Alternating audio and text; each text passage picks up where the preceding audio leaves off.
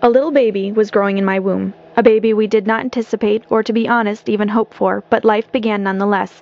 Life, it can be a blessing, it can be a shock, but it is always a gift.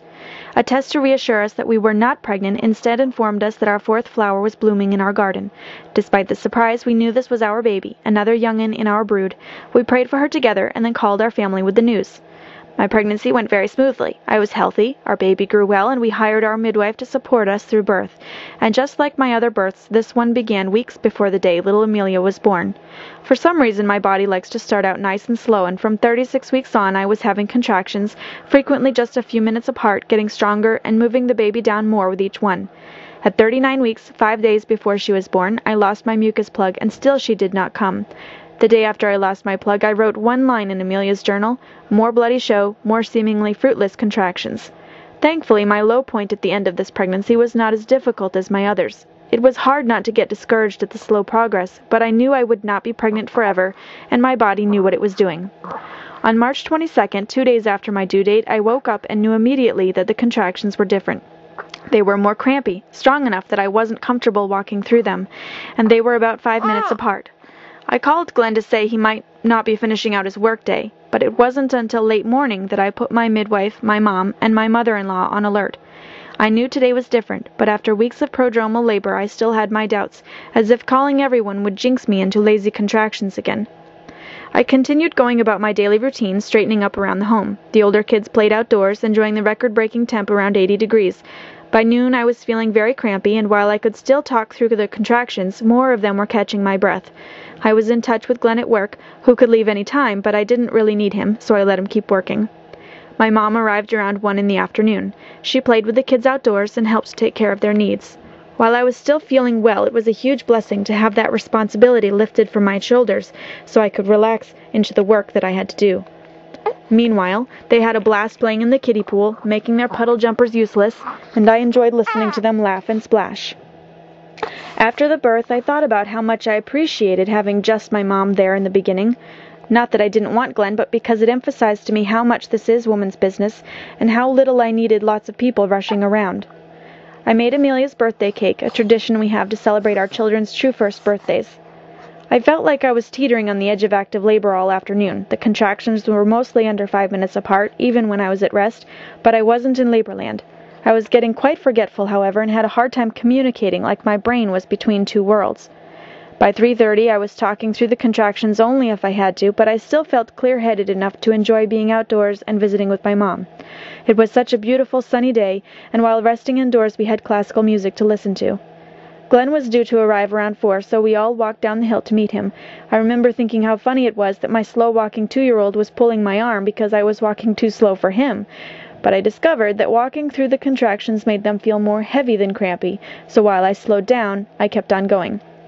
Glenn took the kids to his parents just a few minutes down the road, and my mom and I began the walk back home. Once there, I laid down on my bed for a nap, and it was like I was suddenly able to get down to business since the kids were no longer in front of me. I was breathing through all of the contractions now, and after a particularly crampy one, my water released at 5:15. I made it to the bathroom before I was completely soaked, and into the depends I went. Meanwhile, my mom had been doing mom things like cleaning up the kids' messes and getting the birth supplies out while I rested. Shortly after I got up, both Glenn and Susie, my midwife, arrived.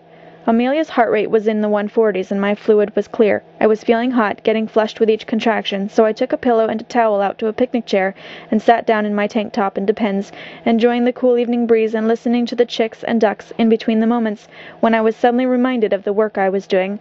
It was so peaceful and enjoyable, really. Glenn did have to run the generator for a few minutes to fill the water tank in the camper, but by 6:30 he was done, and we took a stroll around the yard, stopping for me to hang on to him when the contractions came. Connecting with him, just the two of us out in the field, was a really special moment in this birth, reinforcing the fact that this was our birth, not anyone else's, and we were working together as a family. I started moaning through them, and felt a lot of tightening and pressure in my hips as the baby moved down. I noticed how it did not concern me how much longer it would be, or what each little change meant. I just knew everything was happening as it should, and I wanted to enjoy each moment as much as I could. The closest I came to the classic transition attitude was coaching myself out loud that I can do this.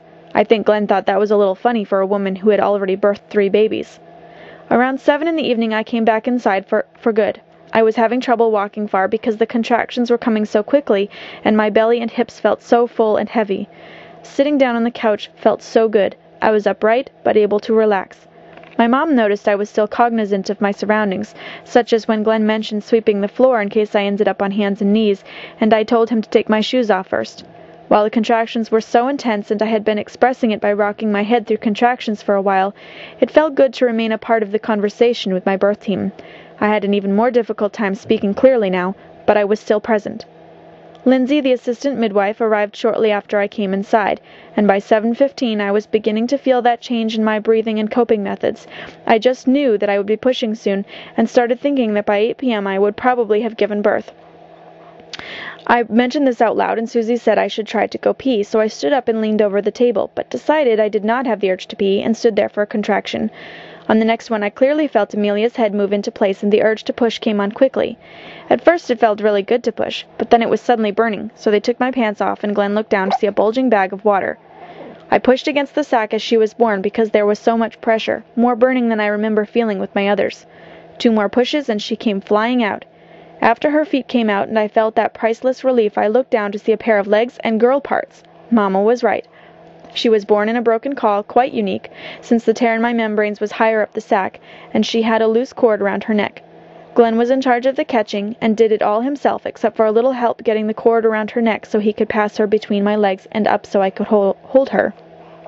Her cord was longer than the other kids', so I was able to hold her up to my chest and sit down on the couch behind me. I hugged her, kissed her, and told her how much I love her. I wasn't bleeding very much, but after a little while Susie wanted me to move so I could push out the placenta. Once the cord was almost done pulsating, Glenn cut it and took her in his arms. I moved aside, lying in bed, until I felt the urge to push again, and delivered the placenta on hands and knees. That must have been by 8:30. I got my Amelia back, and we nursed and cuddled. A while later, Susie came back in my room, and we did the newborn exam. She weighed 9 pounds, 14 ounces, my biggest yet. She was 20 inches long, and had a 14-inch head and 15-inch chest.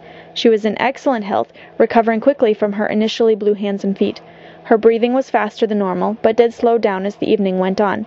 By 10 p.m., both midwives and my mom had gone home, and Glenn and I were tucked into bed with little Amelia.